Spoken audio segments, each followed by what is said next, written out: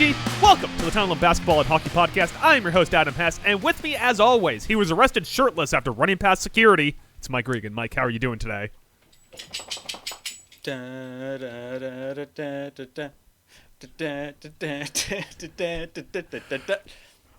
Rocking the Notre Dame shirt. Shout out Anders Lee. Shout out Kyle Palmieri.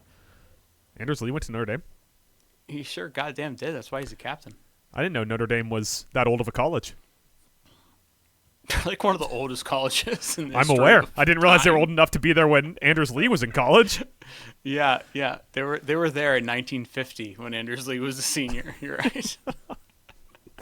Back before they had ice skates. Yep. They just had they had sponges. They were just sliding around on sponges. Like if it was a little too warm outside, they couldn't play hockey. Yeah. They didn't know about cooling technology, Mike. Mm-hmm. Mike, I got a few different bits to get us into this podcast. By the way, okay, we're a hockey podcast. So first off, you told me about this little Pop-Tart Liquid Death here. Oh, you picked it up. Picked up the Pop-Tart Liquid Death, trying to block out my light from it. Yeah, it's tough, but for someone who has had it before, like even with like the light blaring on it, I knew immediately what it was. But yeah, let's You're cracking it live on air. Live on air. I haven't tried it yet. I'm not a big tea guy typically. Yeah. But it is it's Pop-Tart's Carnage, which is because it's Liquid Death. It can't just simply be, hey, this is Pop-Tart flavor. It has to be like, Pop-Tart, your mom's dead. It has to be like total like, kickflip 360. You know what? Not bad. This tastes absolutely nothing like a Pop-Tart. It's still pretty good. Really? I tasted the Pop-Tart.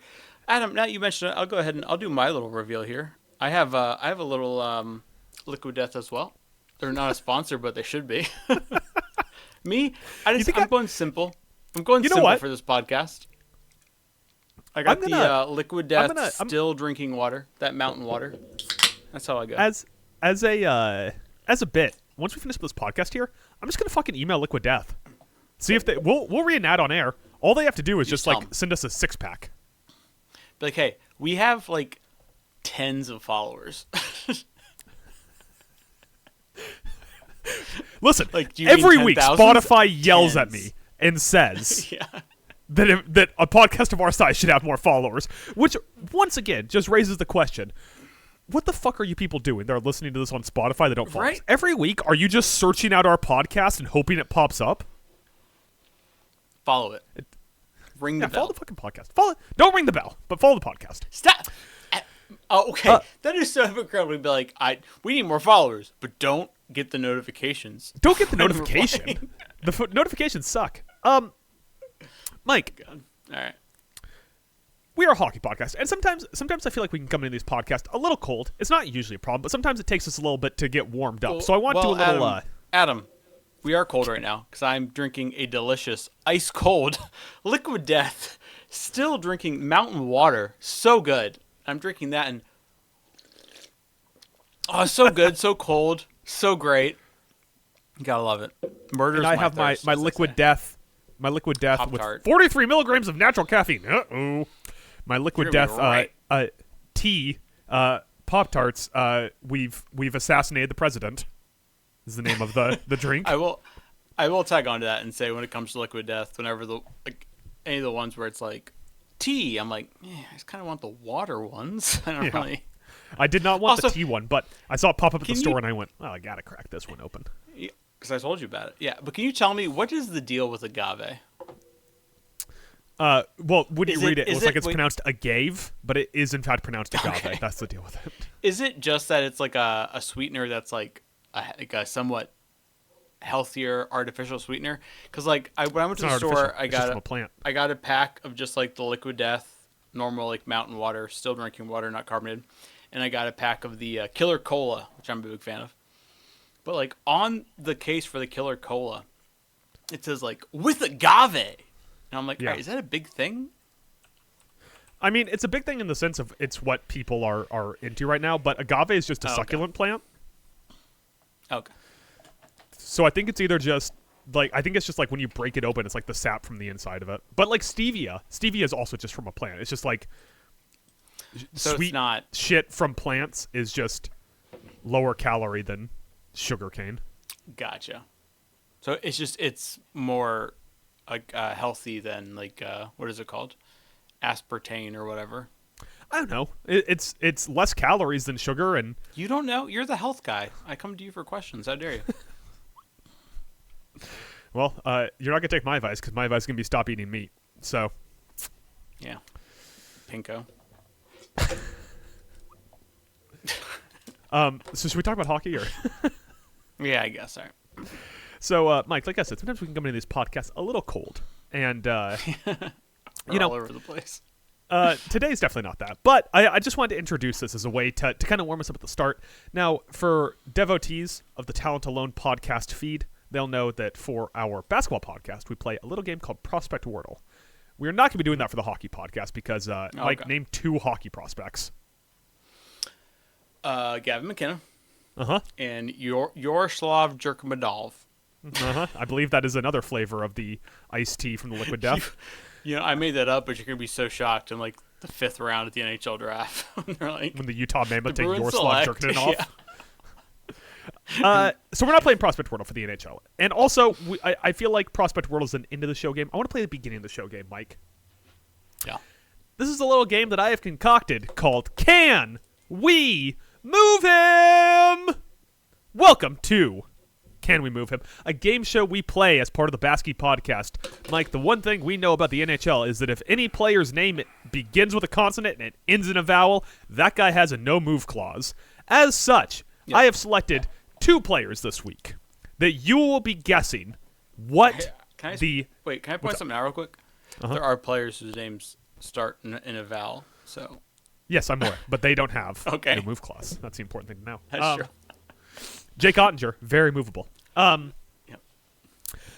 I have selected 2 players, special playoff edition players, who you are going to guess what restrictions they have for movement on their contract for the 2026-2027 series. Now, Mike, your choices are a modified no move, a full no move, or a full no trade. Obviously, the difference there is a modified no move would be something like a 10-team restricted what was list. The second one? Full no move, which would be all 32 teams without their approval, and then a full no trade. So the full no move would also mean that you can't move them down to the minors. Wait. Okay. Oh, so wait. So what's the difference between, you said a full no move and a full no trade? A no move means that you cannot move them to the minor leagues. Right, but that would also be included in a full no trade clause, right? A no trade, you can get moved to the minors. Really? Yes. I feel like you have to have a dog shit agent to be like, hey, good news. You can't go to the minors, but they can trade you. Yeah. Like, that makes no fucking sense. But okay. I got you. Let's send it. I like this. It's a fun idea.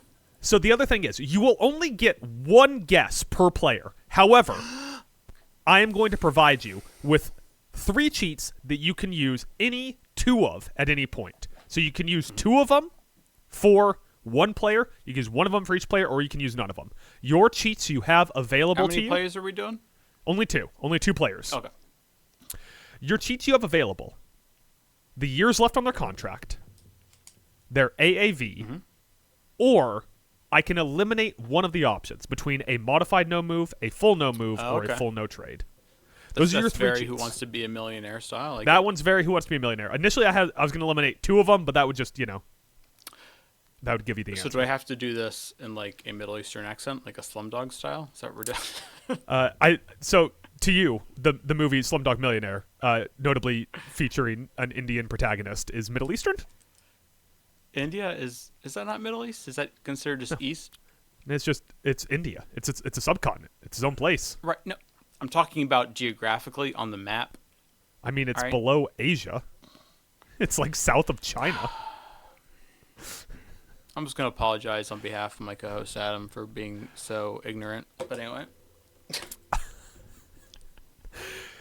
Mike, you will get 1 point for each correct answer, and you will receive a bonus point if the answer is a modified no move, and you can guess how many teams are restricted on their list. Ooh, okay. All right. So you can earn anywhere up to 4 points depending on the players. Mm-hmm. Your first player, Mike, of the Los Angeles Kings, 34-year-old defenseman Brian Dumoulin. Ooh, Brian Dumoulin. I can give you some other stats here. These are not any hints or cheats or anything. Yeah. The other stats I can give you is in the 4 playoff games, he played 65 minutes. He had 0 points and 2 shots on goal. Played a decent amount of minutes, though. 4 playoff games, actually, not really. He was second pair defense for them. Once that whole math thing kicks in, not as many as you'd think, but still. So I'm gonna say for Dumoulin, I'm not going to use my lifelines here because I'm feeling confident. I'm gonna say he has a modified no move clause, and I'm gonna say it is 10 teams. Mike. Yeah. You have just earned 2 points by both getting the contract and number of teams correct. You know how I figured that out? How? Is I said for a guy like Dumoulin, if you're going to do a modified no move, it should probably be 20. But NHL teams are dumb, so they definitely gave him 10. All right, Mike, your second and final player of our inaugural round of Can We Move Him? Mm-hmm. America's favorite player, Brock Nelson, 34-year-old center for the Colorado Avalanche. So far in the playoffs, 71 minutes across 4 games, and he has 1 entire point. I'm going to say he has a full no trade. You're going full no trade. I'm going full no trade on Brocky. Mike, you have scored the max amount of points this week as Brock Nelson has a no trade clause for next year. I didn't cheat at all. I just want to say, like, that was off the dome. Like, it's hard being so smart. People have told me this in my life. They said, Michael, like, how do you struggle through life being a genius? I tell them, I say, like, yeah, I deal with it, you know? It helps that I have a 18-foot high jump. Hold on. I gotta back this up. Both the innuendo you thought I was gonna go with and what I actually said are also equally ridiculous. So yeah, because the world record high jump is 8 feet and 1/4 inches. Did you see what someone just recently broke a marathon record? Did you see that? Did you see that the top 2 guys both were under 2 hours? Yeah, that's impressive. Third guy was like 46 seconds over 2 hours. So fuck that guy. Either were American, right? I don't think either were American. I don't think they were. Those were some fatty, fat countries, so probably not. No, I'm just kidding. You don't see countries. I don't see countries. That's why you can never work for the TSA. Because you're like, that. That they don't pay their employees. Go ahead. Go ahead. Those 2 reasons. That too. Yeah. All right, Mike. Our main segment this week, now that we have finished up our inaugural round of Can We Move Him? I enjoyed that segment, by the way, just for future reference. That'll have to stay in the can. We'll pull it out when we need it. Mike, one of the most cherished things that all sports fans know are no matter how much you believe in superstitious rituals or believe in stats or facts or you listen to Bill Barnwell say momentum doesn't exist, we know one thing, and that is that if you are rooting for a team and your friend's girlfriend who's sitting in the room says, oh, they're going to win, they're already ahead, they have jinxed the team, and they are going to lose for sure. Yep. Mike, we are not a jinxing podcast. We don't come on here to jinx people. So instead what we are going to do is we are going to... I just said something insensitive, so I want to correct it. You don't smack her unless you are watching your team play, and she says they're going to win. Then you smack her. You are within your rights. Forehand, backhand, whichever. You are within your rights, okay? Did not even hear you say that. I just bulldozed through it, I guess. Would have caught me at it, hopefully. You bulldozed through it, and I doubled back around to make sure everyone knows what you said. Yeah. That I said, smack woman, is what Mike Regan said on this podcast. But, Mike, we would never jinx a team intentionally on this podcast. So instead what we're going to do is we are going to reverse jinx every team. Now, you might be saying, reverse jinxes don't work if you're doing it intentionally. But the great thing is, Mike, the great thing is, we're reverse jinxing every team. So we're going to get like 50% of these right. Absolutely. 50% of them have to be right. Yeah. Is this the most absurd segment we've ever done? Maybe. Only time will tell. I kind of like this one. The only thing I was confused about is like when we say these reverse jinxes, are we supposed to do a very condescending tone? Like, I mean, this is never gonna happen. I was gonna play mine a little bit more straight than that, but if that's the way you want to go, I leave it up to you, Mike. I, as the director, we can learn it in rehearsal. Let's work through it. Let's figure out where the cameras are gonna be after we get the actor's action. Yeah. But Mike, we're gonna start here in this room. In the east. No, we're gonna start in the west. You should start in the east. We're gonna start in the west. I would like you to start in the east. I've asked you now twice. That's you know what, Mike? Because you won, can we move him with a complete sweep? We'll save the east for last. We're gonna start in the west. We're gonna start with the Edmonton Oilers and Anaheim Ducks. Okay, that one works. Currently, 3-2 Anaheim. Oilers came back with a vengeance last night in a game that no one saw any of the goals because they were watching the Sabres-Bruins overtime, and the game was over by the time that the Bruins finished that game. That is actually a shoot, because I was, as a Sabres fan, that game ended and I was extremely depressed.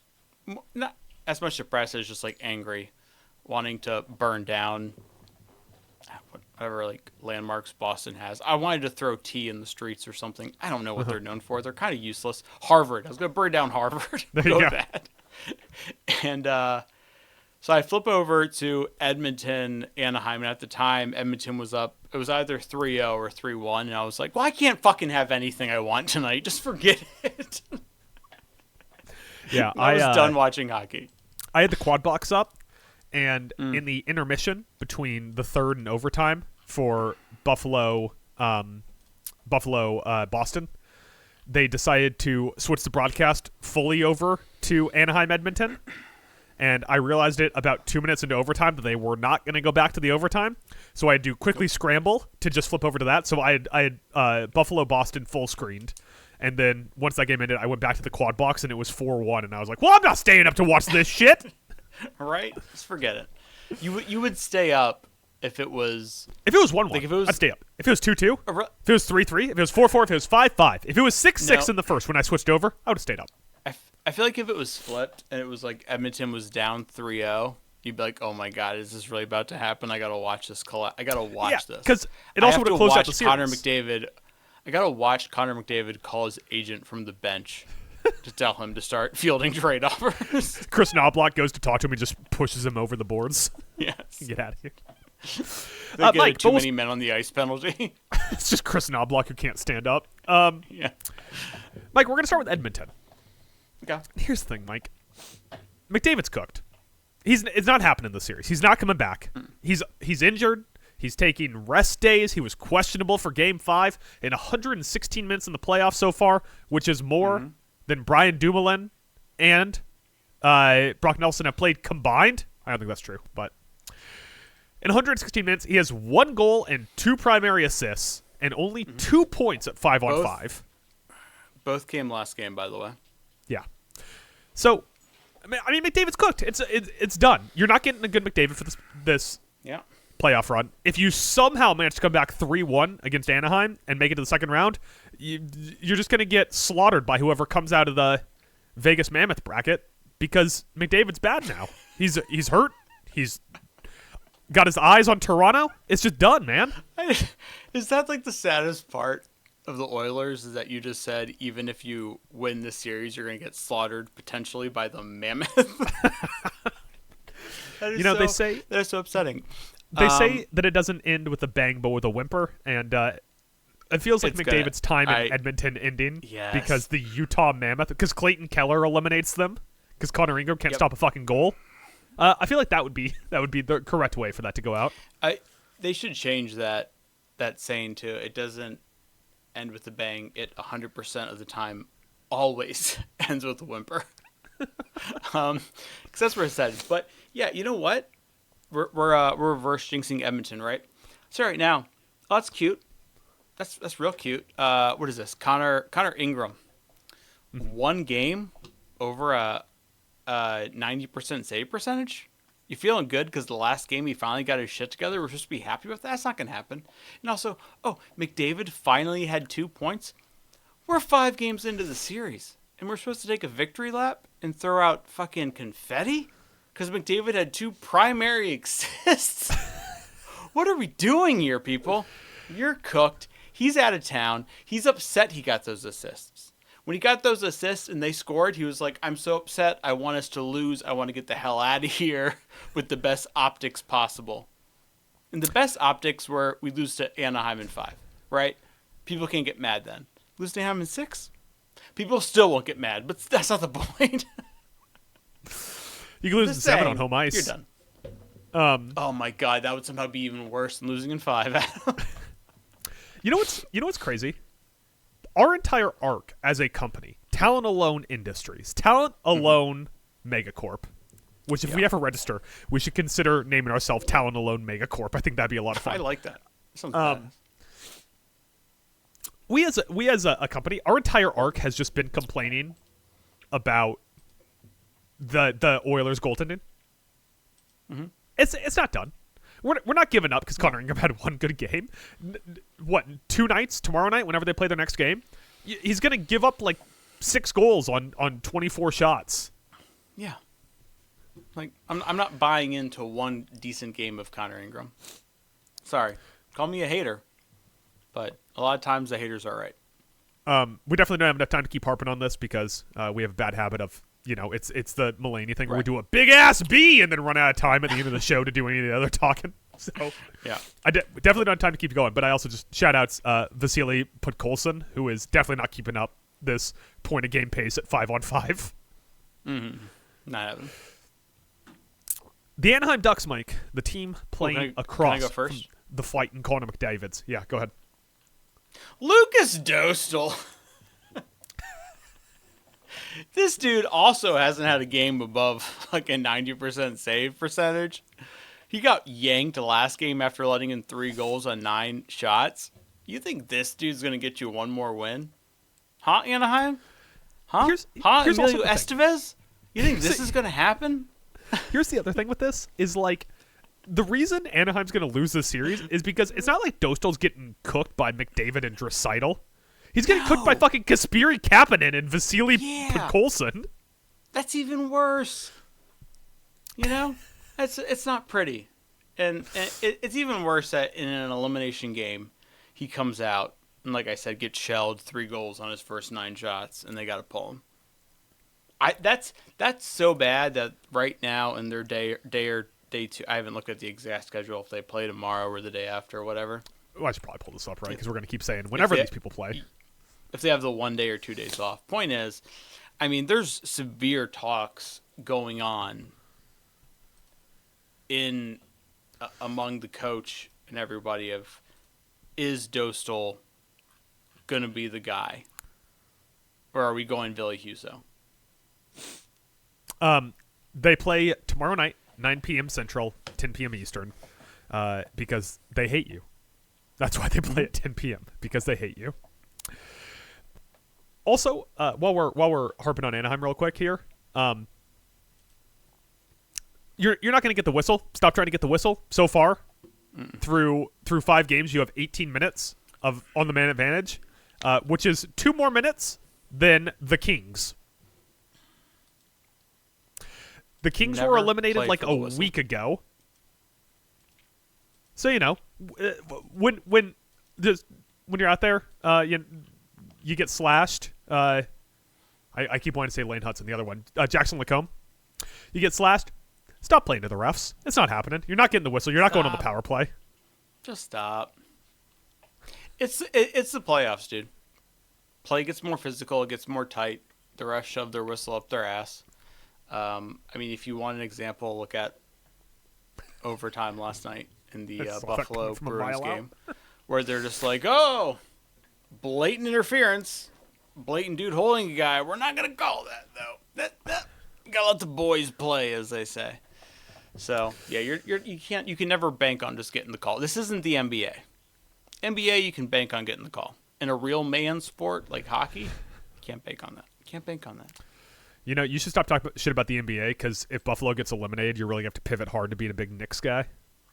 I've always been a big Knicks guy. I was texting you about the Knicks today. It was the first basketball text I've gotten from you in years, Mike. Okay, well, I'm sorry that my hockey team ended a fucking 14-year playoff drought. What do you want from me, Adam? You want to move on to the next series, Mike? Just for whatever, fine. Vegas, Utah, tied 2-2 with game 3. Can we be honest for a second? What's up? I'm asking you a question. Like you said, tied 2-2. Vegas won the last game in overtime to notch the series up 2-2. Is this the one playoff series that you've been like the most like not keyed in on, or is it just me? So technically, Avs Kings, I couldn't tell you 6 things that happened in them. They were always second screened. I watched them. That didn't big even air happen quotes in my watched brain. Them. Yeah. Yeah. If I was power ranking current series, in terms of how keyed in I've been on them, Buffalo Boston won. Weirdly, I know this is odd. I shouldn't be doing this. I don't know why. Philly Pittsburgh 2. I fucking love watching that series. Mm-hmm. Then Dallas Minnesota, Tampa Bay Montreal, Edmonton Anaheim, and finally Vegas Utah. So yeah, it's definitely the series that I'm like, it's on TV. Yeah. Exactly. But let's start with. It's tough because like the games that take place at the same time. Well, it sucks because like Dallas and Minnesota are like they're in that weird like middle spot between East Coast playoff and like actual West Coast playoff. But like when it comes to actual West Coast playoff, like for some reason you're just more intrigued with like, oh my God, are the Oilers actually gonna like lose to the Ducks? Because that would be amazing. Because like if Vegas loses for whatever reason, you're like, yeah, I mean the Mammoth are good, but it's not like that with the Ducks. Like I'm not like, yeah, I mean the Ducks are good. They're not bad, but like most years they're not making the playoffs. It was a shit year in the Pacific, and like down the standings in the West were fucking atrocious. That's why they got in. Let's call a spade here, brothers. And Utah went to the meat grinder of the Central. Well, I was gonna say, to be fair, that's also why Edmonton got in. It's because the Pacific sucked. It's because San Jose couldn't stitch together 90 points. Exactly. Sorry. But let's move on to Vegas, Utah here. We'll start with the Vegas Golden Knights. Mike, it's just as simple as this. Mm-hmm. You're going to get goalied and PDO'd out of the playoffs. It's happening. Yep. It's time to accept it. It's happening. Yeah, the series is 2-2. You won in overtime. Congratulations. It's how you got here, so, big surprise. But you're like last place in PDO. Mitch Marner ain't doing shit. Jack Eichel can't put a puck in a net. Mm-mm. You're relying on 95-year-old Mark Stone to be the guy who's finishing for you. Yeah, like it happens to teams. PDO luck swings one way, goalie luck swings one way or another.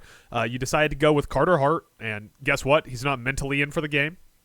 But you're getting goalied out, and it's a two-way goalieing. Vejmelka is outplaying Carter Hart, and Carter Hart's underplaying Vejmelka. So it's all right. You guys, banners fly forever. You won a cup very early in your run. You're going to come back next year with Brady Tkachuk and really make a go of it. But 42% goal percentage, 53% expected goals, 5-on-5. The advanced analytics are telling you got played at goalie. It's like the way DiCaprio dies in Titanic, where you just let go and drift off. It's okay, Vegas. It's okay. It happens to teams. And you're getting PDO'd and goalied out of the playoffs this year. Yeah, I'm sitting here and I'm looking at this team and I'm like, you ever feel like a team just does too much? They're always out there adding guys to be like, oh, we're making the run for it. We got to get this guy. And then it's just like, do you ever think maybe you just got too many fucking guys, dude? So is it your stance that having like one player you drafted on the team isn't great for team integrity? In a weird way, no. Yeah, maybe trading away all your players and firing your coach every year, not great for maintaining the core of this team. Yeah, because it's like, at what point are you trying to build a franchise and something that can go forward and win multiple championships over the next 10 years, and you're just stitching together a thing of like hired guns and guys? Because like, at what point are you just playing like NHL? At what point are you just playing some Chell on your PS5? Obviously not your Xbox. No one fucking plays an Xbox anymore. But you're just playing on there. You're just grabbing the top-rated guys in free agency or on the trade market. What are you doing? That's the way it feels for me personally, sometimes with the Knights, with the way they just like grab guys and add them on there, and you get to the playoffs, you're sitting there going like, oh my god, look at this roster. And that's like in an elimination game, yeah, they got the job done to avoid, not elimination game, but they got the job done to tie the series up. But it's like, well, Brett Howden had 3 points. He was the difference maker. Brett fucking Howden was the difference maker. I just sorted their team through 4 games in terms of ice minutes. Number 1, Shea Theodore. He's a original expansion draft guy, so call him a Vegas Golden Knight. After that, Jack Eichel, Noah Hannafin, Rasmus Anderson, Mitch Marner are your next 4, all of which are guys they've brought in off trades. Then Braden McNabb, he's also an expansion draft guy. Mark Stone, expansion draft guy. But then Ivan Barbashev is 8, and Jeremy Lausen is 9. So yeah, not a ton of like OG Vegas Golden Knights dudes playing big minutes for him. And I will also say, to speak to your point, that it's like, I don't blame the Knights for being in the goaltending situation that they're in. Not entirely. Because Adin Hill just won him a Stanley Cup. So you can't be like, yeah, fuck you, Adin Hill. We're sticking with Logan Thompson. But it's one of those things where it's like, damn, if they had a crystal ball, they would have definitely shipped his ass out of town, because now they're in the playoffs praying to God that Carter Hart can save them. And I mean, he can't. The good news is they're almost definitely going to somehow trade for Brady Tkachuk and Connor Hellebuck and make it all fit underneath the cap and win the next 2 cups, because it's Vegas. They're going to go into next year with Eichel and fucking Stone on LTIR. Yeah. They're going to make the cap work, brother. Don't worry. The good news is the league doesn't count Mitch Marner against their cap, because they also, this playoffs, have forgotten that he's there. Yeah. What was I about to look up? Oh, hey, can we break the gimmick for just a second here? Be like, something I wanted to say, but okay.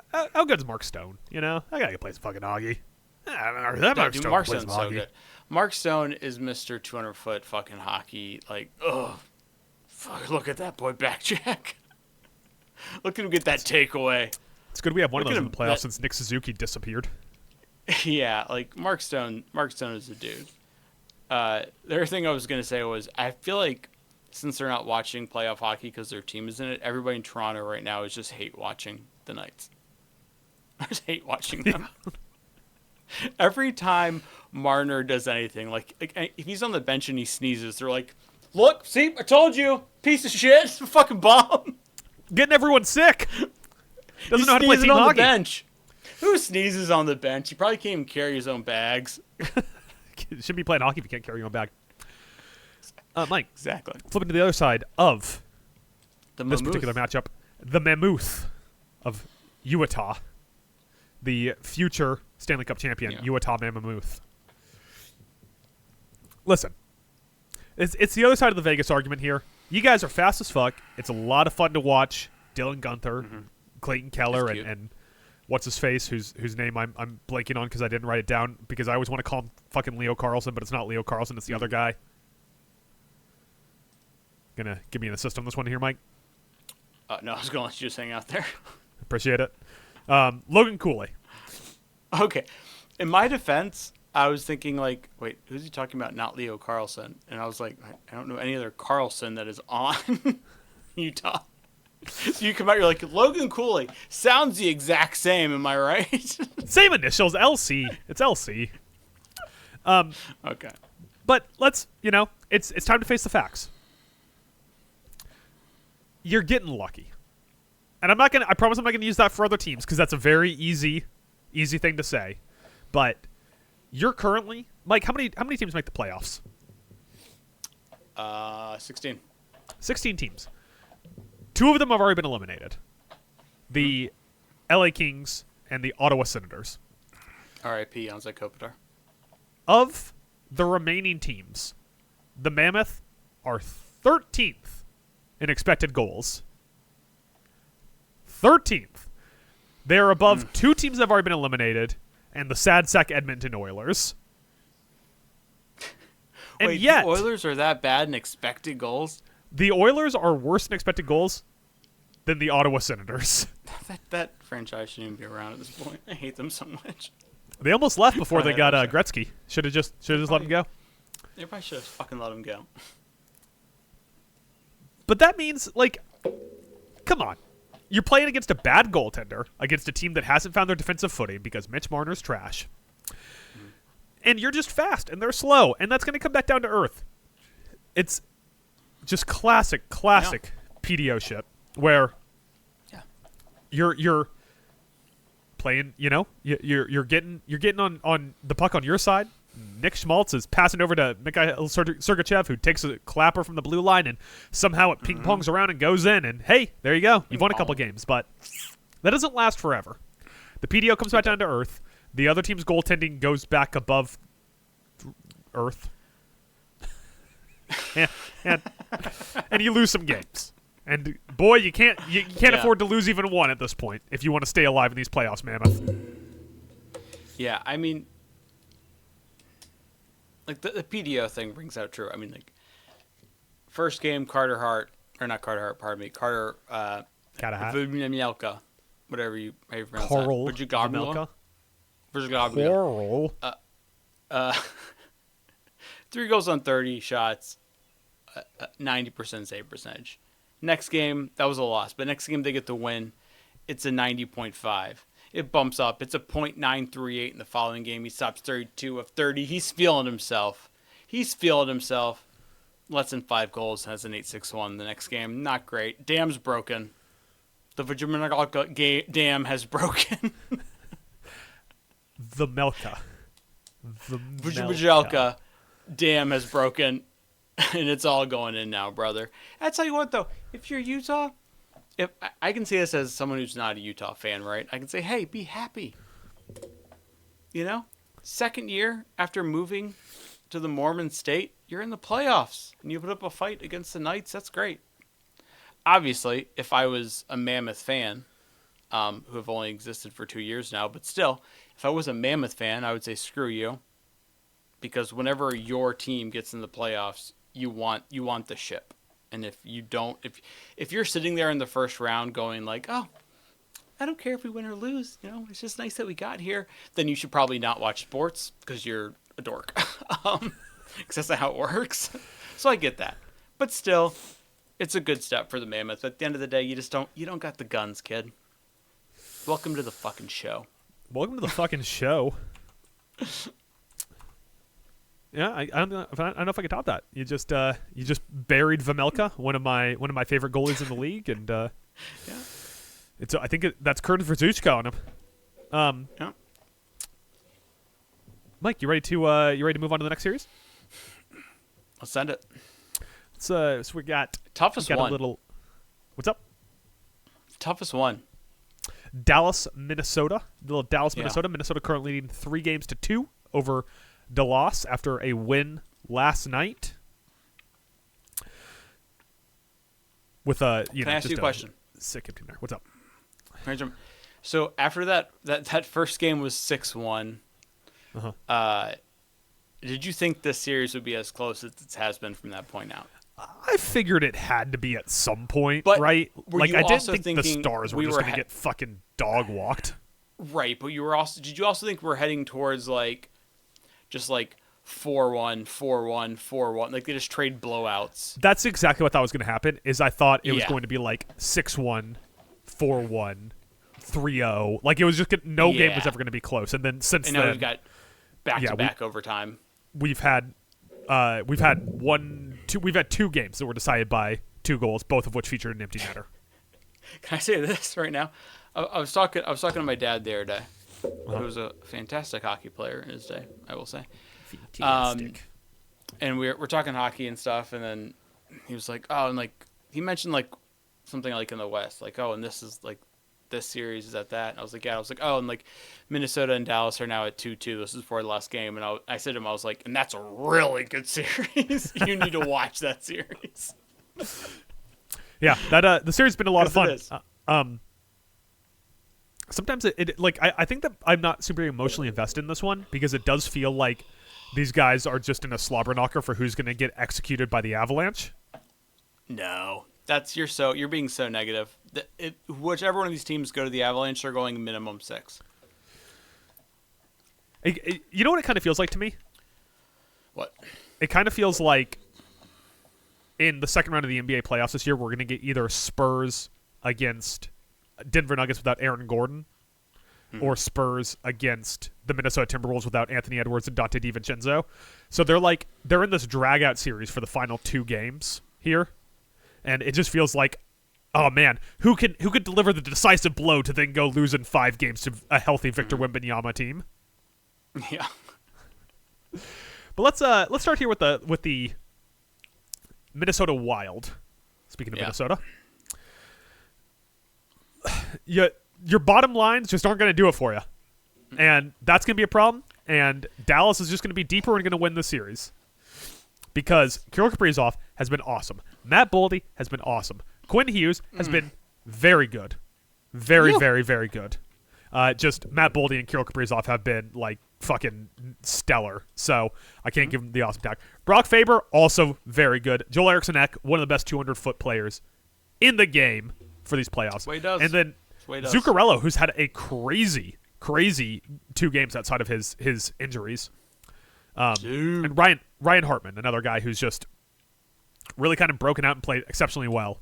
But outside of that, you got nothing, Minnesota. You got nothing. There is no depth piece for your team that is going to do shit in these playoffs. Wait, fucking 95-year-old Marcus Foligno or Vladimir Tarasenko, who are getting legitimate time on the ice for you? What, Jared Spurgeon? You think Jared Spurgeon's going to do shit out there? You think trade, acquisition, Bobby Brink is going to do anything for you? They're not doing anything. They're cooked. They're cooked, man. Guess what? As soon as Dallas's top 2 lines lock in and shut down Kirill the Thrill from just exploding these playoffs into smithereens, you're done for. The final game of the series is going to be like 2-0 because Kirill finally isn't putting 16 pucks in the net, and your bottom 6 can't move the puck at all. They can't skate. They're AHL players, man. Get them out of here. I will say that I feel like throughout the year, when we've talked about the Wild, we've been very like, God, this team's so good, but down the line, that depth is a little concerning. And I'll also say this. I'll throw this part out there.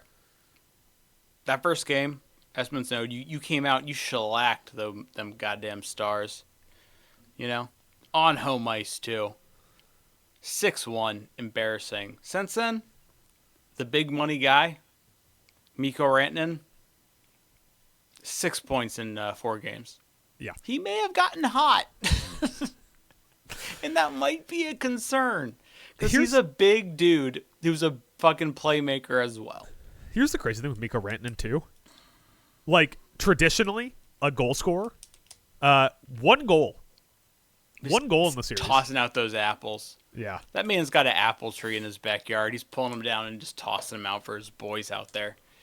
But when you think about it, it's kind of a nice thing to be like, Rantanen, I mean, it was the same way when he was in Colorado. It was like, you don't have to put all the goals in net. He did put a lot of goals in net back there. But even here in Dallas, it's like, hey, we got Jason Robertson, we got Wyatt Johnson, we got a lot of these guys that can stuff the net. Be a playmaker. Be a big-bodied playmaker like he is. And that's what he's doing. He's cooking. And you're in trouble, Minnesota. You're in trouble. Well, let's flip to the other side of this matchup here. Let's talk about the Dallas You're in trouble, Stars. Dallas. You're in trouble. Hey, you know what Dallas isn't used to and is happening in this series? What? Not having either the best forward or the best goalie. Yeah, I mean, Jason Robertson has played exceptionally well, and Miro Heiskanen has played really well. But guess what? Jesper Wallstedt looks like a fucking Vezina winner out there. What? Not last game. Last game looked like shit. I mean, last game you mean 2 games ago. I think Ottinger's played very well this series. What game did Jesper Wallstedt look bad in?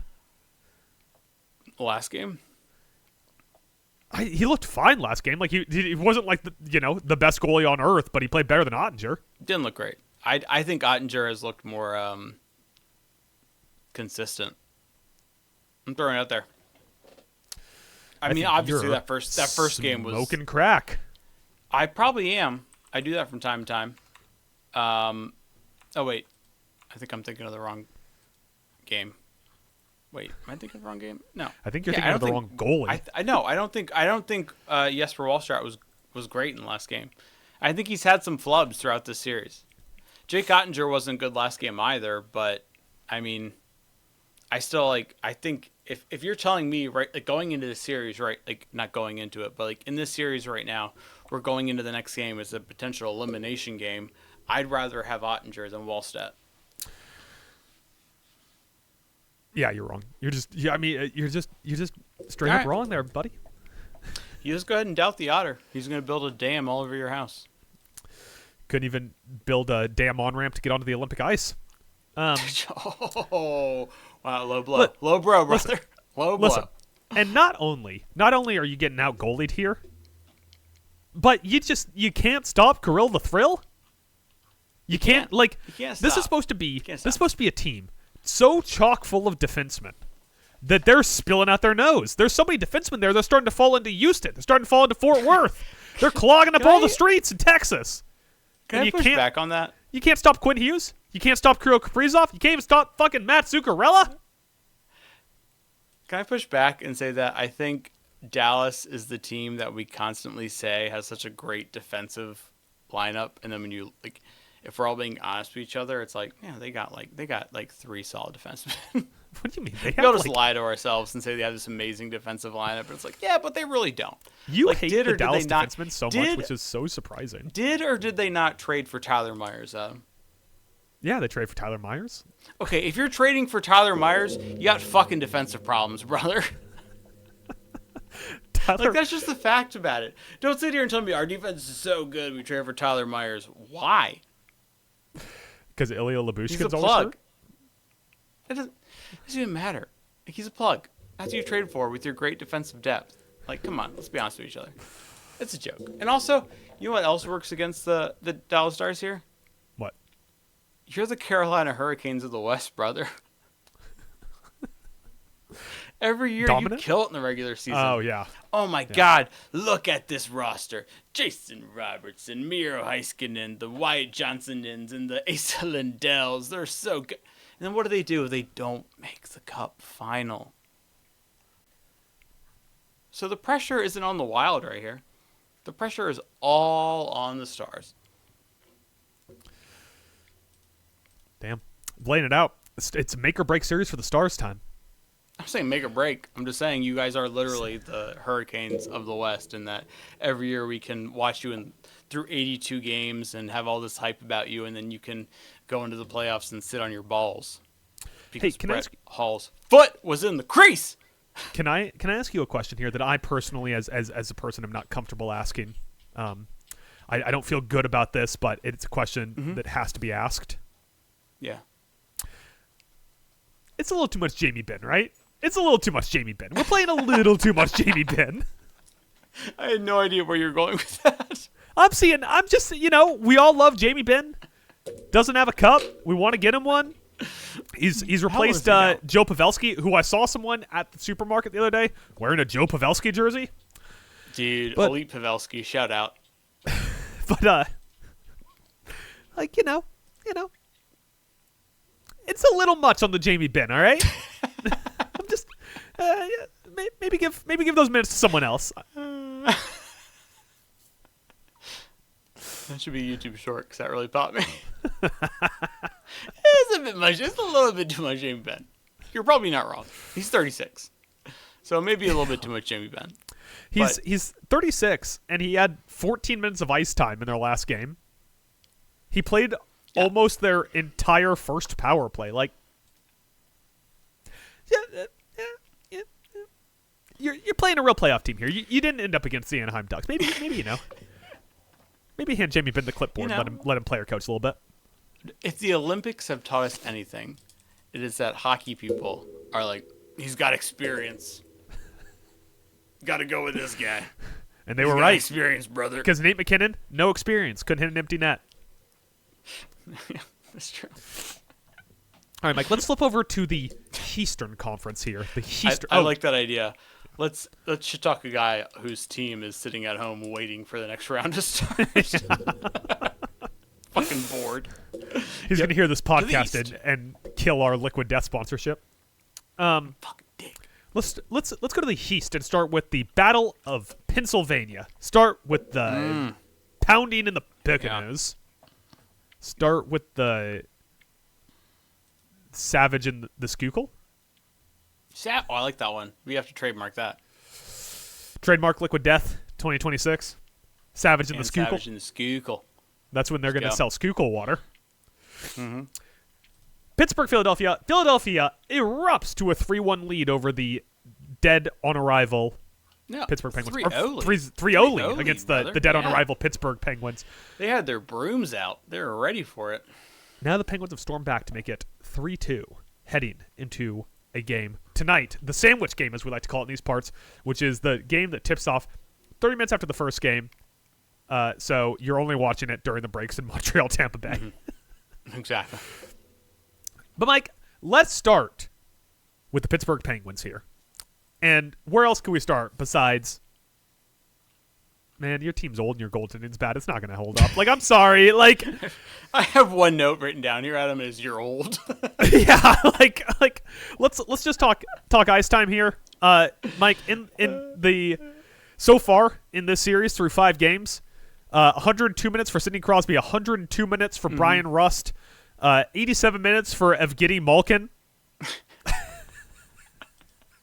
Like, hold on. I gotta go pull it up. 135 minutes for Erik Karlsson, 112 minutes for Chris Letang. How about you get like one young defenseman? Dude, Chris Letang's had 7 strokes too. You're putting him out there all those minutes. God damn. Listen, we can harp on the old all you want. Yeah. But these also the amount of games that Crosby, Malkin, Karlsson, and Letang played, even just this year. Like, Crosby missed some time from injury, but those other guys didn't miss nearly as much time. That's a lot of miles on those guys, and it's just not holding up. It's coming. The brakes are hitting any second now. When Chris Letang is like, oh, I tweaked my shoulder because I'm 95 years old, and suddenly Connor Clifton is playing 23 minutes a night for you. All those strokes, I'm just glad he can feel his shoulder. Anyway. Jesus Christ. But no, but like it does kind of feel like it's funny how throughout the year it's all been like Ovi, right? Like they had that home and home at the end of the season, and it was like could be the last time for Ovi versus Sid because Ovi's retiring, and it's like, all right, cool. Sid's 400. He's gonna have to call it a day eventually, brother. It is. It's kind of like a lot of old. Yes, old dudes, also dudes who are fucking, like, will live on as, like, people who, like, hockey people will know their names because they were fantastic players. Yes. His name but at the same point, Evgeny Malkin. It feels a little bit like, did you see Shawn Michaels versus Ric Flair at WrestleMania 24, Adam? Probably. And they were doing the whole storyline leading up to that was the next time Flair lost, he had to retire. Okay. Obviously, he didn't after that, but still, it broke down to like Flair's he's on his knees, he's got his fist up, he's all old man in it, and Shawn says like, "I'm sorry, I love you," and that's what this is right now. Right now, Porter Matone is looking at him and he's saying, "I'm sorry. I love you." And he's going to sweet chin music them motherfuckers. Quick shout outs to their dog shit goaltending too, by the way, where your trade acquisition of Stuart Skinner somehow looks just as bad as the Oilers trade acquisition of Tristan Jarry. I don't know, like, yes, know, I've heard of win-win trades, I've heard of win-lose trades, I've never heard of a lose-lose trade. It was a lose-lose trade, but can I say the fact that, I mean, this speaks more to the Metropolitan Division, but the fact that like that was their goaltending all season, and then they weren't a wild card team, Pittsburgh I'm talking about, it's actually pretty impressive. But once again, the Metro wasn't super strong this year, so I will say that. But you see, all they had to do, Mike, is put Arturas Silvos on the ice, and suddenly they turned into the 1999 New Jersey Devils. Yeah. Let's flip to the other side of the bracket here. Not the other side of the bracket, the other side of this matchup. The Philadelphia Flyers. Mike, I'm searching high, I'm searching low, I'm looking all around. Not unlike Dan Vladar when the puck bounced off the back wall and off his skate and into the net. I'm looking everywhere, Mike. I'm looking underneath the couch cushions. Yeah. I'm looking in the trash. I'm looking behind the bed. And I cannot find any goal scorers on this entire fucking team, Mike. All of a sudden, they're gone. Your leading goal scorer, Porter Martone, scored all of his goals in the first 2 games. Nothing the last 2. No, 0 points in the last 2 games. Yeah. Yeah, it got so bad. It got so bad that your washed-ass coach, Rick Tocchet, had to bench prospect of the future, Matvei Michkov, to put in fucking Alex Bump. Alex Bump. Bump? His name Bump is Alex Bump. That is how desperate you are. Matvei Michkov couldn't play, so you had to put in Alex Bump. And guess what? Alex Bump got a point. But you know what he didn't do? Literally, Adam, what they told Michkov is you're getting bumped for bump. You think that's 90% of the reason they did it? Because they thought it was funny? Yeah, because they wanted to say we're bumping you. And he's like, what does that mean? Dude, all these kids out here with these first-time playoff experience. Porter Martone, we love him. We love Porter Martone. Sorry, not Martone. Not Matone, Martone. We love him. 0 points the last 2 games, both of which were losses. Let's go on down to stud right winger Owen Tippett. Oh, wait, I'm sorry. 0 points in the last 2 games, and it was nut-cutting time. Trevor Zegras, just one little tiny little apple off the tree in 2 elimination games? You guys, you're not ready for it. You're young. You're not seasoned like those Penguins. Crosby's been there. He knows what it's like. Is it seasoned? He's ready if for it's these crusty? moments. It's also like one of the rare times, and this will be fun to talk about in a few years, where you're not just getting goalied, you're getting backup goalied. That's how you're going to go from up 3 games to losing out of the playoffs because you got backup goalied? Seriously? That's what's happening? Porter Martone and Trevor Zegras and Owen Tippett and Travis Konechny aren't going to put pucks in the goal because you got backup goalied out of the playoffs. And if this continues and the Penguins make this comeback and win the series, dude, the Hurricanes are just licking their chops. Like, oh, we get Silvos next round? Let's fucking go. Freddie Anderson is like, wait, there's going to be a goalie worse than me? Yeah. Hey, can I tell you the one other thing that I noticed in my research for this podcast that I wasn't aware of before recently? The Flyers' colors are black and orange. Yes, Adam, you didn't know that. I was not aware. Do you know what Trevor Zegras' name is? Or nickname is? I guess you would know that his name is in fact Trevor Zegras. Do you know what his nickname is? I was going to say, whoa. His nickname? Zigzag. Ziggy.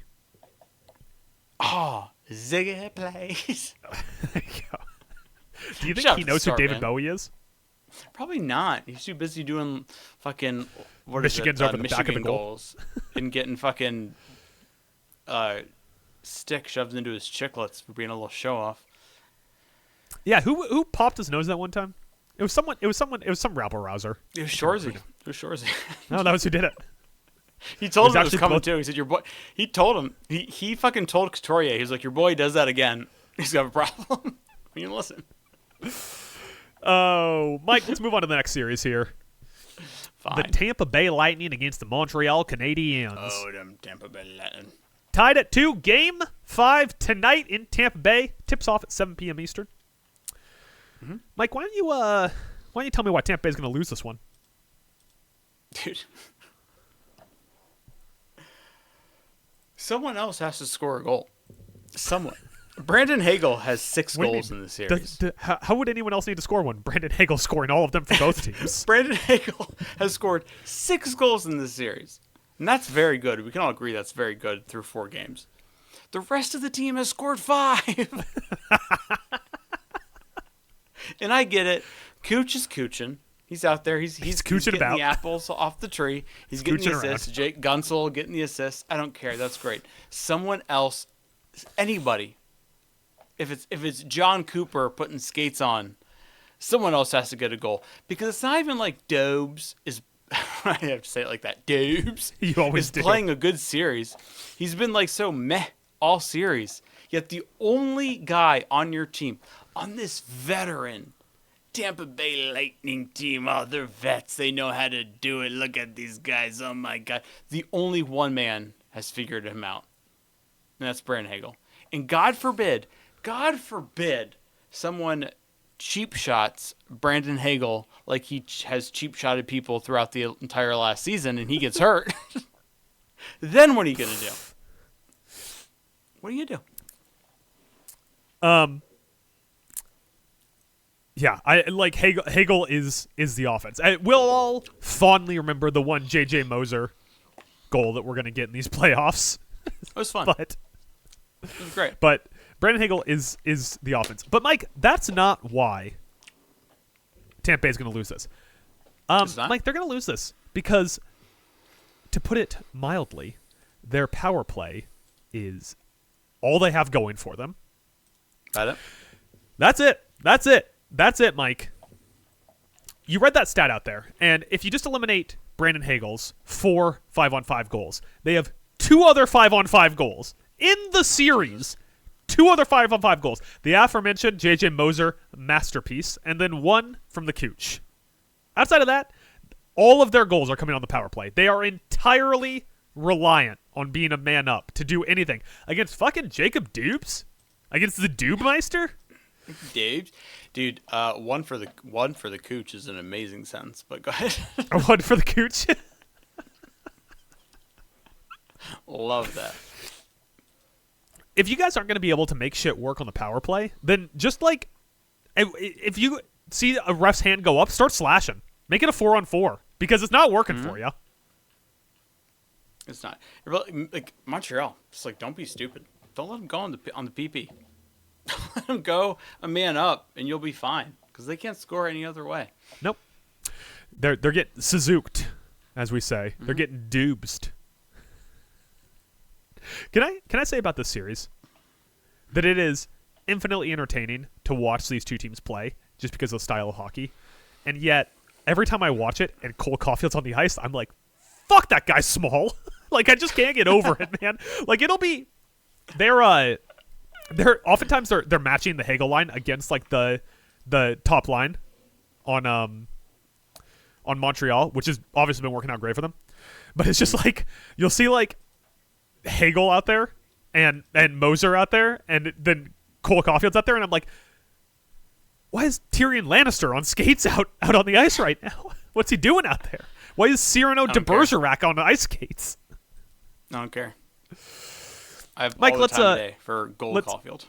By the way, Cyrano de Bergerac is a great joke for that because they're also the Montreal Canadiens, which means they're French. Mike, let's flip over to the Montreal Canadiens, who will be on the road tonight for their game. Why are the Montreal Canadiens going to lose the series? It's a bunch of little kids. You really hammered the age thing this time. Yeah, a bunch of little children. Little Cole Caulfield, Nick Suzuki. They haven't been here before. They don't know what it's like. They're facing grizzled vets. Nikita Kucherov, Victor Hedman, Jake Guentzel, Brandon Hagel, other people. They can't handle the pressure that comes along.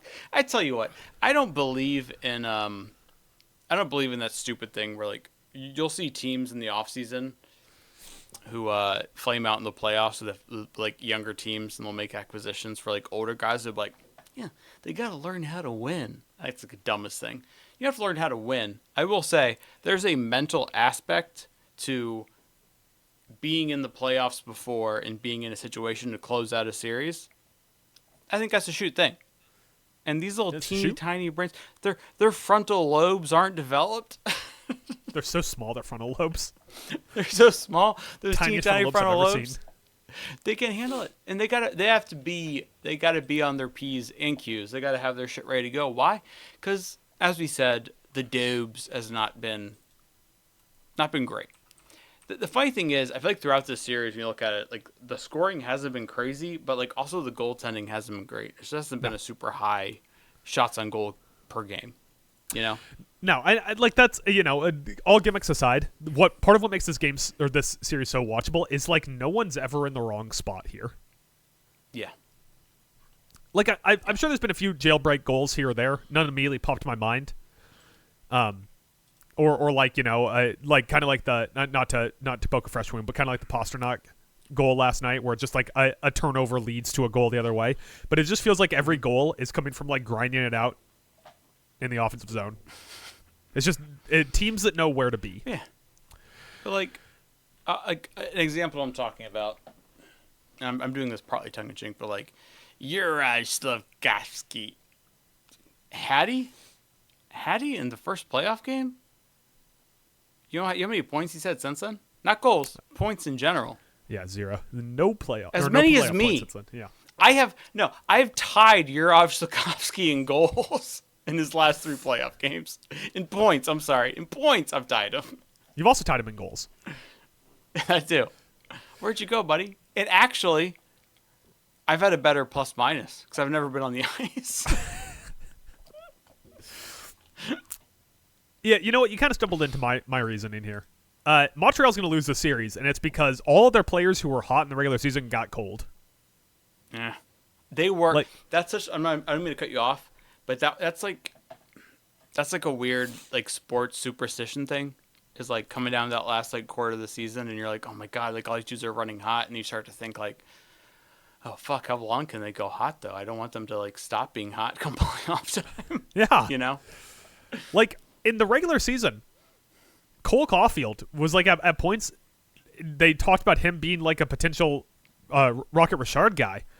He has 1 goal in the series. Nick Suzuki has 0 goals. He scored 29 goals in the regular season. Ivan Demidov, 0 goals. He was in competition for Rookie of the Year with 19 goals in 82 games. 0 goals. Yep. Like, like even Slafkovsky, like you said, like Slafkovsky, regular season, 30 goals. Yeah, he has 3 goals in the playoffs, but that all came in 1 game. Mm-hmm. Like, thank God they have Lane Hudson, because otherwise they would have no one who I'm like, well, this guy's going to do something eventually. Lane Hudson's been playing his little American ass off. Yeah. Like, and when the goals, American. I thought you hated that song. I do so much. When the goals start falling the other way, because Cooch gets going, and Darren Radish, Talent Alone's own Darren Radish gets going, Jake Gunsel gets going. Like when guys whose name aren't Brandon Hagel starts putting pucks in net, you guys are just fucked. Like none of you guys can score anymore. You played real competition in a real environment, and the outrageous offense that you guys sported all season, it's gone. And going the other way, like Nick Suzuki hasn't been Selke quality Nick Suzuki this playoff. Like he's been good. I don't even know what his plus minus is. Just like he's been good. He's been a good setup man, but he's getting beat the other way. I don't even know where to find plus minus on Money Puck, so fuck it. Nick Suzuki. While you look at that, I will just say I think it should be like a big. I feel like going into the next game, the Canadians have to look at like, dude, how do we get more shots on net? And that sounds like such like simple like 200-foot hockey, like pucks on net. Well, dude, they scored 2 goals on 20 shots last game and they lost. Yeah, Vasi isn't playing like lights out Stanley Cup winning Vasi right now. He hasn't all series. Yeah, and I would say last game was his best game. Yeah, and he put up an 889 save percentage. He stopped 2 of those 20 shots, which I get it. At the end of the day, sometimes like we say, we go, oh, look at these percentages. You go, all right, well, who won the game? He won the game. He made the saves that mattered. I totally get that. My point is being like, if you're Montreal, you're like, dude, we got young guns. We got dudes who can shoot the puck. We got snipers. Just send it. Just send it all day. That's what they got to do if they want any chance to win the series. And they didn't do it last game. And if they can't do that, they're going to be sitting there watching a bunch of geriatric fucks move to the next round. No Wait, offense. Pittsburgh's making the next round? By the way, Nick Suzuki is a -4, despite the fact that he has been on the ice for 4 goals. That is so bad. -4? Yeah, so My that God, means they should cut him. They should cut him and let the Sabres sign him for like vet minimum. Probably that'd be the most like likely thing. That means Nick Suzuki has been on the ice for 8 total goals against. Not good. Not good, Jim. Not good, Jim. Not good, Jim. All right, Mike. Let's close out the segment. Let's move on to our final series here. You can cut this part, but I feel like I remember when I was editing the Basky for you with Tyler. Uh-huh. I feel like at one point Tyler said "not good, Jim." He's big on the not good Jims. He likes the not good big Jim. Time. So I was like, oh, it's not just me. That's everybody's go-to. Yeah. All right. Final series here, Buffalo-Boston. Let's start with Boston. Why is Boston going to lose this series? They suck and they're racist. No, I'm just kidding. I mean, let's face it. Your back was against the wall last night, and you got it done in overtime. And I know it's all optics, you know. I felt like you gave 125% of everything you had to not get swept. Or not get swept, pardon me, to not get knocked out.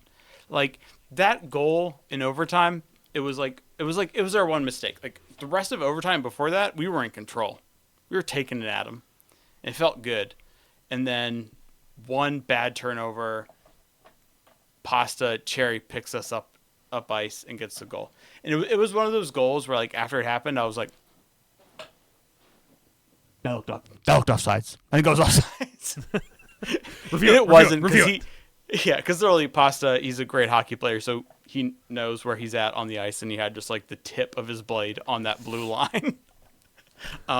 So shout out to him. But still, you gave it your all. You gave 150%, I'll say, and you survived.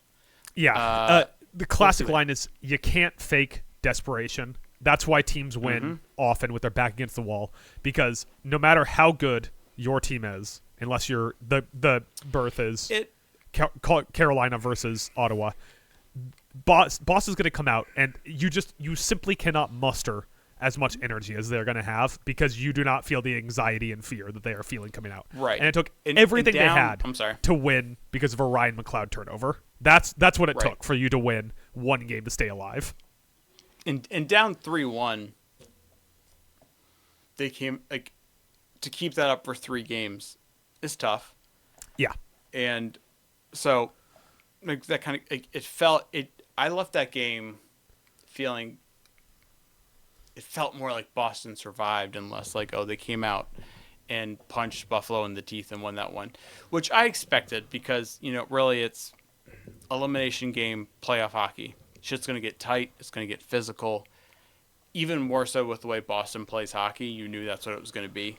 Like, I was not at all surprised I went to overtime. I was praying, like, to the God I don't believe in, that it wouldn't go there. Because once you get to overtime, anything can happen. For example, a bad turnover leads to a breakaway. So literally the one fucking player you don't want to get the puck in that situation. I can't imagine. That shit just happens, Adam. I can't imagine what was going through Hampus Lindholm's head when he gets the puck on his stick and looks up, and somehow David Pastrnak is standing on an island alone. Oh, he was literally thinking, he was like, no fucking way. Yeah. Like, I'm a chess guy, as people know, and sometimes someone will, like, move a queen into a spot where you can just take it for free, and I'm like, okay, you're obviously setting up something here. Why did you do that? And, like, most of the time it's just like, oh, they fucked up and didn't realize that I had a bishop that could take this or whatever, right? Yeah. But, like, every time they move that, I'm sitting there going, okay, if I take this, you have checkmate in a move, right? Like, you're going to completely fuck me here. Like, it must have been that. He must have been like, oh, I see. Tage Thompson put on David Pasternak's jersey. I'm going to pass it to him and look like the dumb guy. I see what's happening here. We let a play happen involving the only, like, honestly, no offense to Morgan Geeky, and that's the end of the list, offensively speaking. A Kastelik maybe, but still, like, Lindholm and Pasta have been the biggest, like, offensive problems for Buffalo. The only offensive problems for Buffalo. The biggest ones. That's been the only like that was the silver lining is like went through another game and I was like, fucking Casey Middlestat, fucking bum, still hasn't scored a goal. Glad we traded your ass for Bowen Byram. By the way, that was Hampus Lindholm's first point of the series. No way. He's had okay. So that's like that's a watch the tape. He's had so much more of an impact on these. He's games. had so much more of an impact. Yeah, so much. But that was his first point. He's been like, I know that once again, real quick, this is like 200-foot like old man. I'm in a rocking chair, hockey guy, dude. Like face-off wise, like he's been unreal. He's been so good in the series. So it's goddamn Lindholm again, Mike. Really? Hampus Lindholm's the defenseman. Elias Lindholm's the center. Okay, my bad. Elias Lindholm has 2 points. So, okay, suck it. Boston's going to lose this one. My point being, Adam, real quick, my point being is fuck all Lindholms. Kevin, Kyle, Claire, Botafuco, all the Lindholms, Billingham. Fuck them. Boston's going to lose this because this is not basketball. You cannot win because you have 3 guys who are playing really well while the rest of the team isn't the best on the ice. I agree. Like 1,000%. The Lindholms are playing well. I'll even give credit to Tanner Jeannot, who's having good shifts. I'll give credit to Pavel Zacha, who's having good shifts. Yeah. But none of them are playing at the level that they need to beat the Buffalo Sabres outside of David Pastrnak, Morgan Geekie, Jeremy Swayman. Those are the only 3 guys. Like, if you... the Lindholms combined to be another guy. Yeah. Those are the only 3 guys that I'm like, oh, these guys could topple the Sabres. Yeah. Outside of that, like, I don't know, man. Like, yeah, Charlie McAvoy's good, but, like, you're not surviving off his minutes. Buffalo's outplaying him in those minutes. There's so many offensive possessions where I'm sitting there and I have a habit, like, you know, like during offensive possession or, like, during Sabres games in general, I'm very, like I got like my leg up on a table. I'm like really dissecting it, and I'm like every little move that happens, I'm like I'm either like good play, that's what you should have done, or I'm like shouldn't have done that. And constantly, most of the times where I say like shouldn't have done that, even though I don't know what the fuck I'm talking about, is still I'm like god damn it. And it usually is because at the end of what I said they shouldn't have done, it's because the puck was on Pasta's stick. I'm like, that's still one dude. Yeah. Just keep the fucking puck away from him. You're not getting out schemed. You're not getting outplayed. It's just like, hey, that Jeremy Swayman guy and that David Pastrnak guy are pretty fucking good at hockey, eh? That's the thing with Swayman. Like, Swayman's been cooking. We'll get to it in the Buffalo thing. I'm sorry. Hey, can I ask you a question here, and then we'll move over to Buffalo? Yeah. Did you guys send Henry Yokiharu to Boston as a Trojan horse? Is he going to take him down from the inside? You know what's really funny is there was a joke for the years when Henry Yokiharu was on the Sabres for the last couple seasons he was there, where people would call him Henry Wristy Haru. He always got a big pop out of me.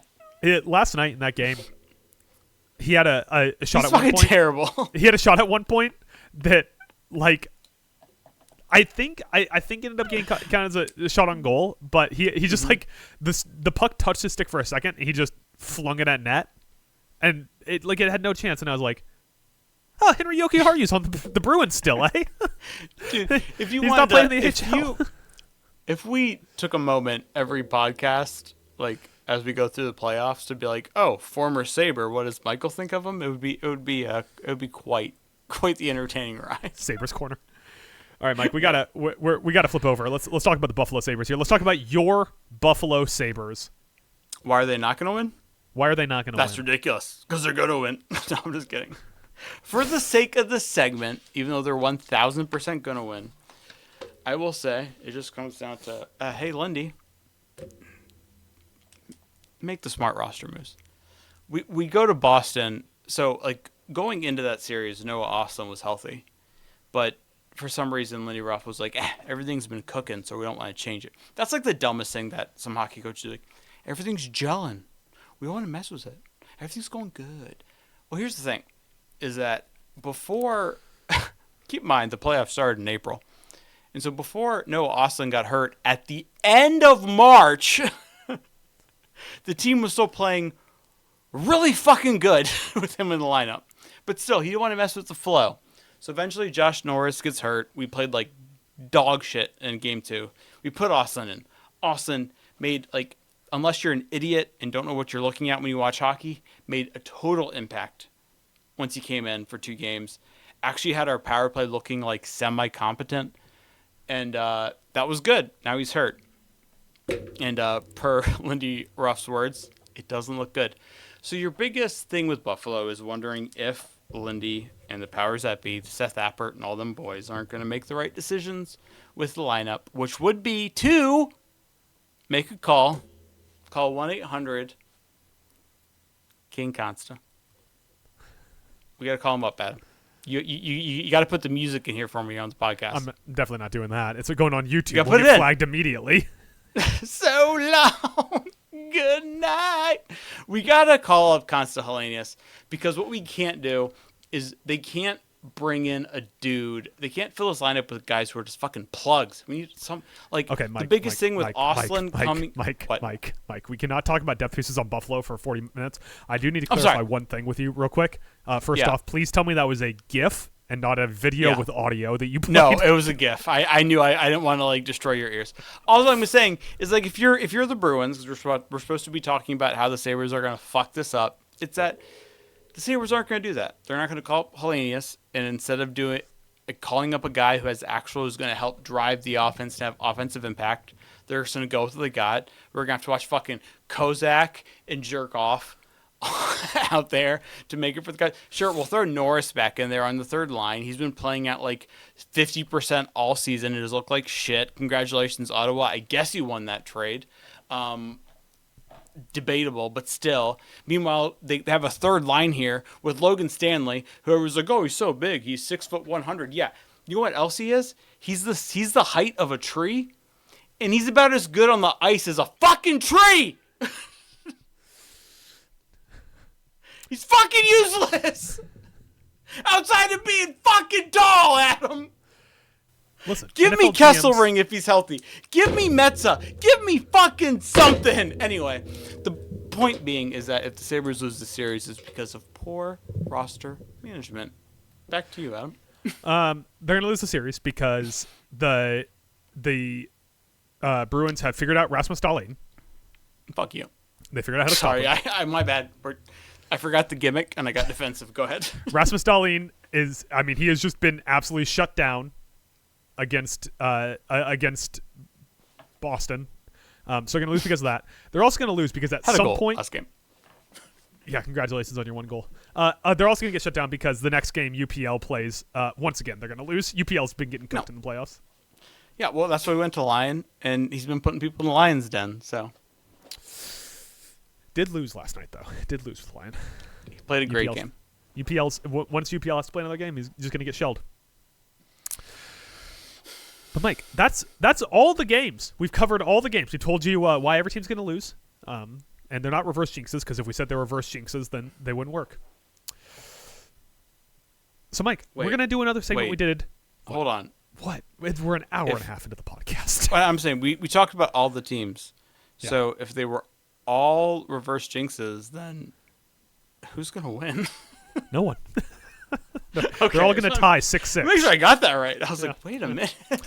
Like I said at the start, Mike, the great thing about saying it's a reverse jinx at the top is that now we'll get 50% of them right.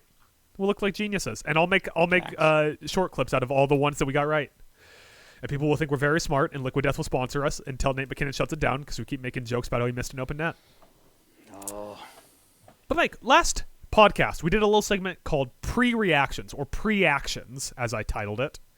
And you were fucking oddly on point with your pre-actions. Like, you nailed them. You hit some dingers on them, man. Go back and listen to texted me about it the next day. Yeah. You texted me about it the next day. You were like, you have to go back and listen to that. And I thought about it, and I was like, oh, shit, I was really fucking close to that, wasn't I? Yeah, you hit some out of the park on that. So we're going to do some more pre-actions, Mike. We're going to start here tonight. 7 p.m. puck drop. Just starting in a few short hours here. Less than an hour. Starting in a few short 58 minutes here. Mike, give me your reaction to the final score of the Tampa Bay Lightning versus the Montreal Canadiens. Canadiens win after an amazing performance in goal by Andrei Vasilevsky. To quantify that, we'll say 35-plus saves. So the Canadians win after Andrei Vasilevsky has 35 No, plus I saves? said the Lightning win. I said the Lightning win. You said Canadians? I did, but I'm going to lie and say I actually said. You know what I meant. I just can't believe that Vasilevsky had an assist. 35 saves and an assist? That's crazy. I didn't say that. That's Mike. On to the next one. Pittsburgh, Philadelphia. Give me your pre-reaction to the final score in Pittsburgh, Philadelphia, Game 6. The crowd... Oh, wait, no, it's in Philly. Come on. But still, in Philadelphia, the crowd shows respect and has a big round of applause for Sid the Kid in what could be his last playoff game after he lost and was eliminated. Hey, can we have a sidebar here real quick? Just a little conversation. Yeah, what? If you're listening on the podcast, don't listen to this part. Mike, I feel like you got really tight. I told you how good you did last week, and now you want to be really right again. I know. I'm freaking out, man. I feel like yeah. They're coming after me in the comments. I feel like, Mike, you need to be more Henry Yoki-Har. You gotta lose the puck hits your stick. When your puck hits your stick, just fucking shoot it. Just rip them. Just rip some shots. Don't overthink it. Fine. Flyers beat the Penguins by 1 goal.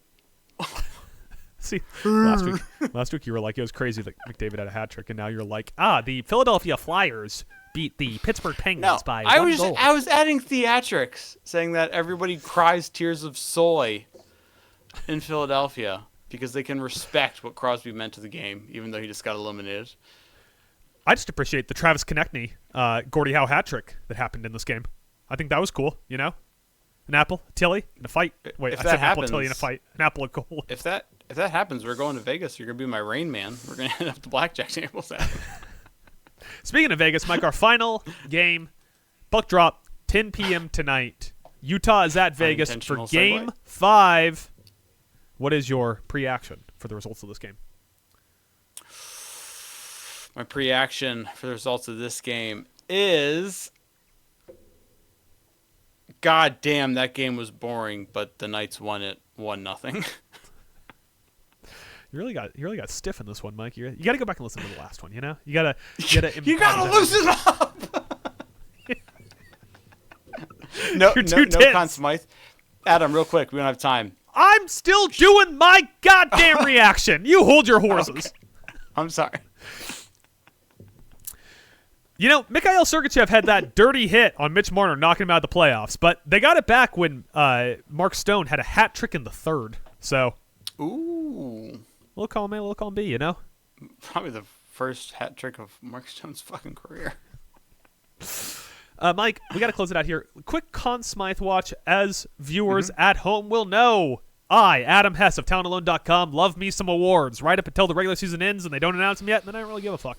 So we are going to check in every week during the playoffs on who is the front runner for the Conn Smythe. And we are only taking games played, not projecting for the future. So we are only saying right now, this second, Conn Smythe front runner. I got 3 names for you, Mike, but first, I want to hear who you are on Conn Smythe watch with. Well, obviously you got Krill the Thrill. Kaprizov or the other one? I hate you. And you know what? Podcast over. I'm done. I'm fucking done. Kaprizov, yes. Okay. For what he's doing. If Hagel, second up, if Hagel gets his team out of this round and they keep going the way he's playing, there's that. And then my third one, this is going to sound batshit crazy, and it will take, things will need to fall a certain way. But I just want to throw out there right now, Alex Tuch's having an amazing playoffs. Yeah, Alex Tuch has been really good. He's been really good. The problem is, honestly, not in like realistic Conn Smythe conversation yet, but if like certain guys who are in close series like a Kaprizov, a Draisaitl, etc., were to get knocked out and we keep going, he has a shot. He's been playing a shitload of minutes, great two-way play, a lot of points for the team.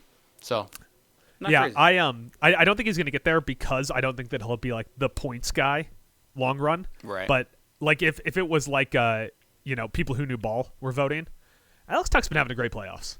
He's still not worth $11 million, but he's been having great playoffs. I'll say Adam thinks he's worth only like $4,000 in a ham sandwich, but still. I mean, maybe just 2 pieces of bread. I don't know if I'm putting ham on it. Okay. Yeah, so my 3. Little Freddie Anderson, Mike. Little Freddie Anderson. Freddie has broken into my list. Freddie Anderson. Ginger fuck. Brandon Goal Caulfield Hagel. And Mike. Mm-hmm. Mike. Hit me. The spaghetti man himself, David Pastrnak, who is the only reason Boston has had any shot. Too much of a timeshare, you know? Freddie Anderson's doing it alone, true. Mike. There's no bussy up in this bitch. It's just Freddie Anderson. But if it wasn't for Pastrnak, Boston would have been eliminated in 3 games. So we're doing this as of now, obviously. But yes. Come next round, like 2 games into next series, I'd love to come back to your Freddie Anderson take. Oh yeah, yeah. Wait until he's playing an actual offense. Wait until Carolina gets eliminated in 4 games in the conference championship again, and then we'll see how I feel about my Freddie Anderson take. Yeah. Mike. Good stuff though. That's all I got. You got any last notes? News and notes? You got any news and notes, Mike? No. Everybody should be rooting for the Sabres to win, or else you're not American or Canadian. You're just not a good person. Yeah, did you see Slovenian. That last night, by the way? When the microphone went out and all Buffalo saying, "Oh, Canada." It hammered home that us Buffalonians we're proud of our neighbors up there. That you guys heard it first. Mike, an Irishman living in Chesapeake, claims to be an Italian man living in Buffalo. If I could hire someone to kill you, I would. I'm going to tell you right now, I'd have you taken out, brother. Oh, God. Mike, the people can find us at Talent Alone. They can find us in our socials in the description below. You can email us at talentalonepodcast@gmail.com. You'll notice that as the preliminary and primary, I meant to say primary the first time, I'm pivoting, the primary email on which you can find offers 5-star to pivot, do ad reads. What'd you say? I said 5-star pivot, by the way. Thank you. Improv, I loved it. Primary email that you can find offers to do ad reads for Liquid Death that are getting shut down by Nate McKinnon while we speak. Tomorrow, when you're listening to this podcast, so today, on Thursday, Mike's showing off the Liquid Death again. On Thursday, you can check out Talent Alone streams on YouTube, where we will be live streaming a mystery game. Ooh. And you can tune into this podcast on Friday when we will be doing our next basket with Tyler Carr of the podcast, talking about basketball. And Mike, as we don't do shout-outs on this podcast, on the way out the door, would you care to guess the bottom 3 goalies in goals saved above expected in the playoffs so far? Oof. I'm gonna say Ingram. I'm letting you guess all 3. Yeah, okay. Okay. I'm gonna say Ingram. I'm gonna say Dostal, and I'm gonna say I'm gonna say Ingram. I'm gonna say Hart.